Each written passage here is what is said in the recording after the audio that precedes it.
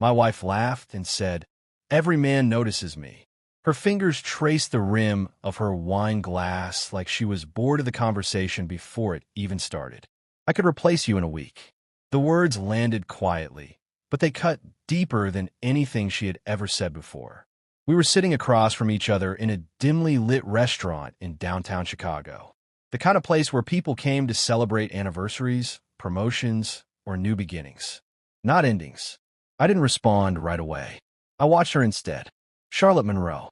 Perfect posture, perfect hair, perfect confidence that bordered on something sharper than confidence. A man at the next table glanced at her. She noticed.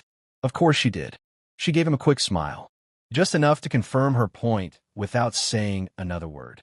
"I'm just being honest, Ethan," she added, her tone almost playful, like honesty was something she wore when it suited her.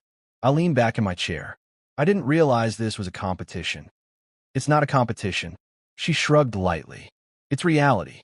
There was a pause between us that felt heavier than the entire room. The waiter approached and asked if we needed anything else. Charlotte didn't even look at him. "No," she said, already bored again. We left the restaurant without finishing dessert. Outside, the city hummed like nothing had changed. Cars moved.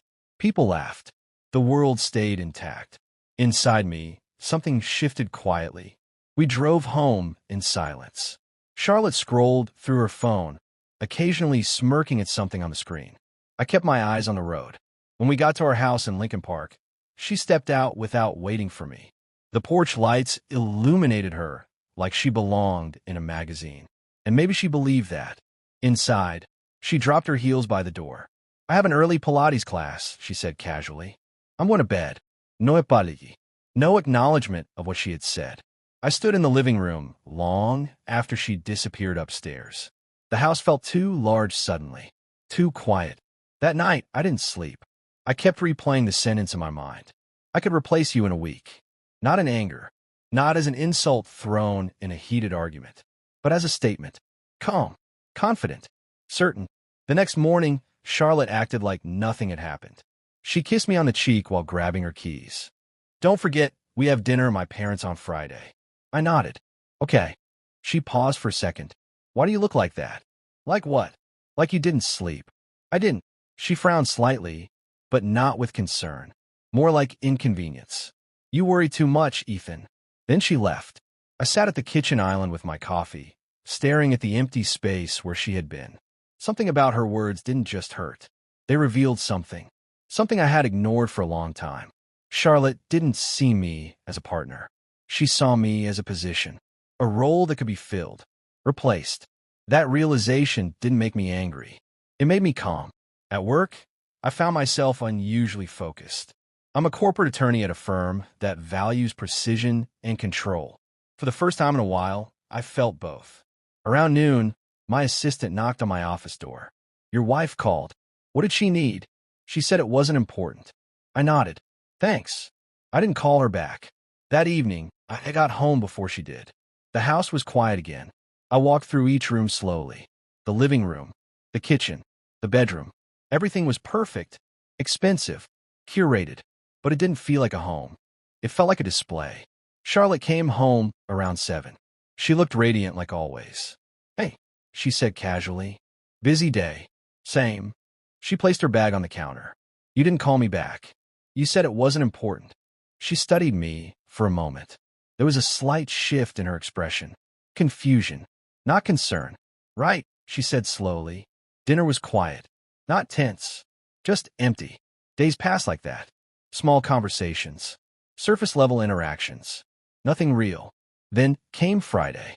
We drove to her parents' estate just outside the city.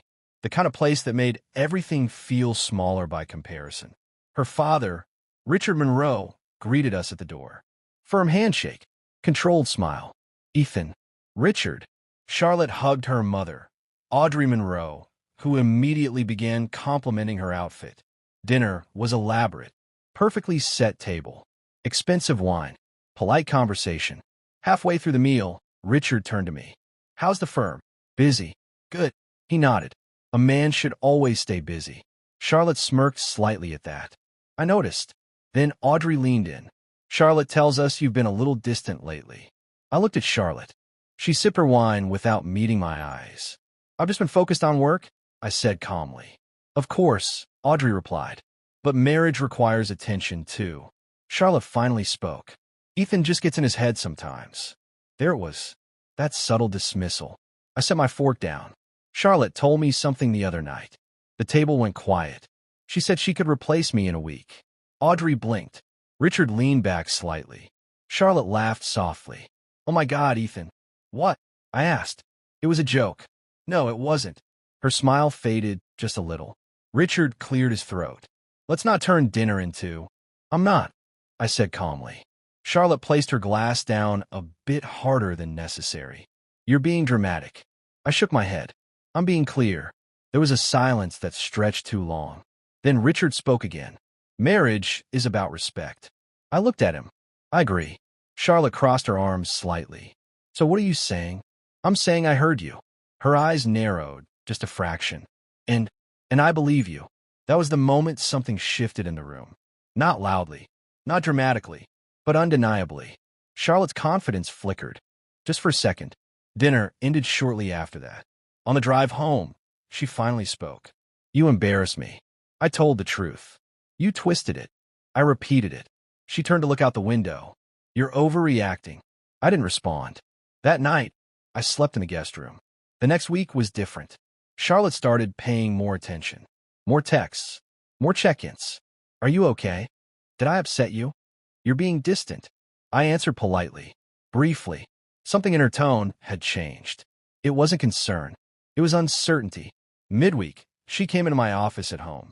I think we need to talk. I looked up from my laptop. About what? Us.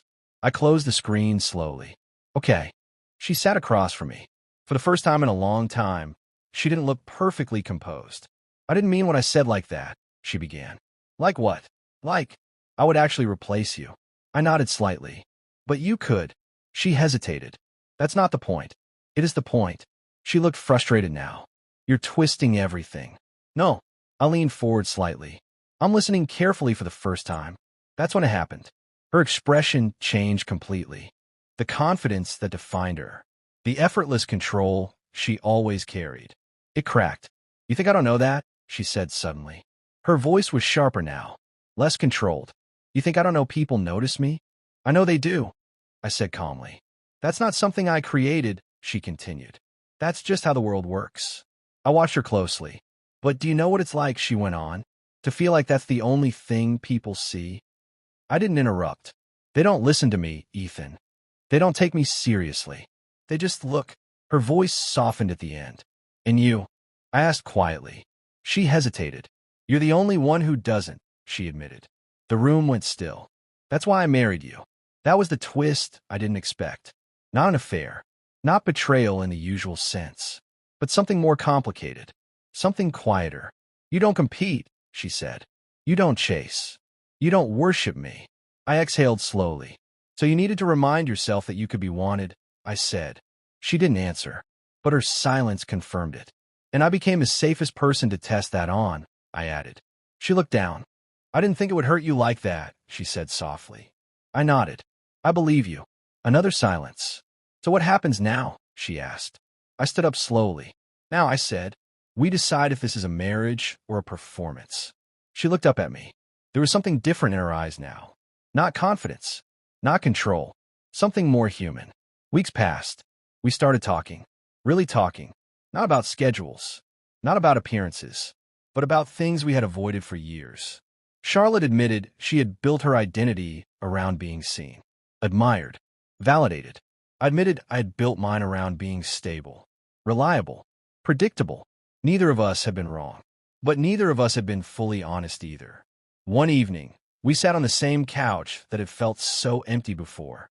She looked at me and said quietly, I don't want to replace you. I held her gaze. I don't want to be replaceable either, I replied. That was the first time it felt real. Not perfect, not easy, but real. The kind of real that doesn't rely on attention from strangers or validation from passing glances. The kind of real that survives uncomfortable truths. Charlotte still got noticed everywhere we went. That didn't change. but she stopped needing it to define her. And I stopped ignoring what mattered just to keep things smooth. Because sometimes the most dangerous words aren't shouted. They're said calmly, confidently, like they don't mean anything, until they change everything.